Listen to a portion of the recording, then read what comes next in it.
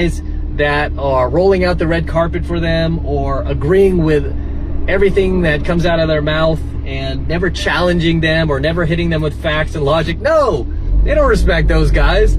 Those guys are basically carpets that they can just walk all over, right? Instead, the guys that these women, most women I would say, especially modern women, actually do respect are guys that don't respect them. Because as I've taught you guys, women will chase validation and abandonment to no end, right? So the guys that don't validate them, these women will chase forever and ever and ever, right? And they can never get enough of this. They can never get enough of chasing a guy who does not validate them. I've often told you guys, these women will chase you through the end of time as long as you don't validate them. Okay? So when it comes down to it, if you want a woman to respect you, she may not like you, let me put it that way. She may not like you, but she will respect you. And she doesn't actually have to like you to be attracted to you, right? She can hate your guts, but still be attracted to you physically, sexually. She can still be attracted to you. Okay? Just like guys, we can still be attracted to a chick even though we might not like her. Yeah? However, when it comes to these women, when it comes to them respecting guys, they respect guys who don't respect them. And basically, what I mean is, it's not so much guys who are going out of their way to, you know, put them down or call them names or anything like that. It just guys who they feel are not immediately buckling at the knees just because, oh, a woman's in their presence.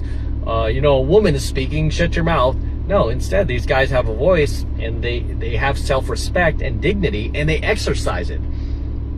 And self-confidence, obviously. And obviously, these things are attractive to women. They're attractive to the opposite sex. So when you show her, like, hey, I'm not just going to immediately just respect you just because you have a vagina between your legs, she suddenly realized, like, okay, he's not part of the herd. He's not part of this simp herd. This simp, another simp cog in the wheel. You know, he's his own individual person with his own individual thoughts and beliefs. And she will respect that.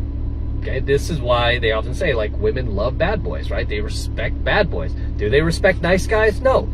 Do these pop stars write songs about nice guys and the dude who, was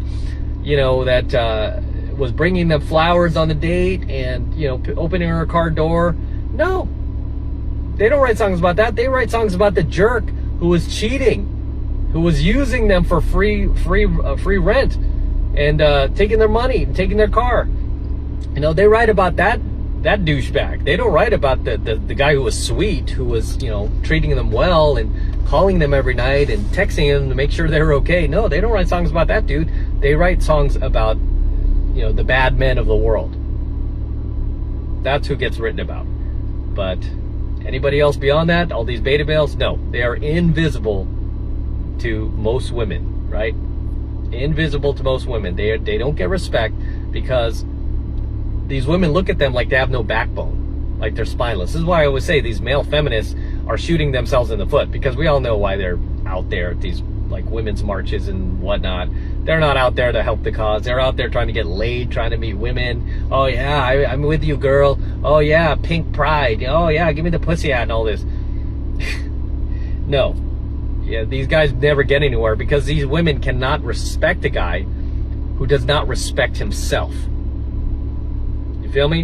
And this is why women respect men who don't respect them, for the simple fact that these guys are demonstrating that they themselves have achieved their freedom as a man, right? Because they don't need to kowtow to you, right? They don't need to get down on their knees and appease your ideology or whatever whatever malarkey you're trying to expose, they don't need to just supplicate to you like that, right? And because of that, by default, these women will automatically feel some sort of not only respect for these guys, but physical attraction in many cases, right? In many cases. This is why I always say, like, tension is a very powerful weapon when it comes to building attraction with a girl. It's a very powerful weapon when it comes to cold approach, right? When you can build a little tension with a girl, mostly through conflict, right? And most of the ways I do it is when I'm talking to a girl is I will disagree with her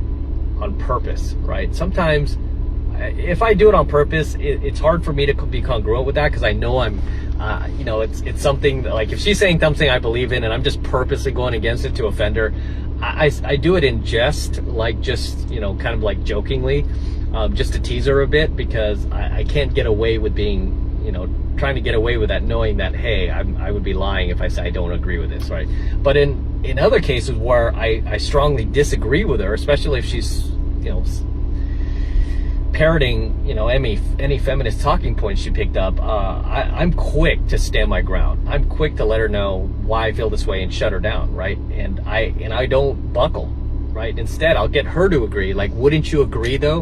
Wouldn't you agree? You know, I'll get her to fall into my frame, right? I'm not going to let her control the frame. I'm going to control the frame. Why? Because I'm the guy, I'm the man, I'm the leader, right? And if I don't understand something, I will ask her, okay, well, I don't understand, explain. You know, I'll get in that conversation, but I am not afraid to jump into conflict with a girl, even just having met her, and especially knowing that I want to take her on a date Friday. I'm not afraid to enter conflict, because I need that to create the tension in order to build the attraction, which is often what happens, right? We will often build the attraction because there's, you know, tension there. But most people will shy away from that, because most people don't want conflict. Most people just want to be at peace, right? So they won't do that. And sadly, too many guys will just placate to these women, even when these women are talking about things and saying things that are totally just asinine, right? The guys will never call her out on it, where I will, right? If I'm attracted to the girl, if I'm attracted to her, I will call her out. If I'm not attracted to her, to be honest with you, it just depends on what kind of mood I'm in, how much energy I have.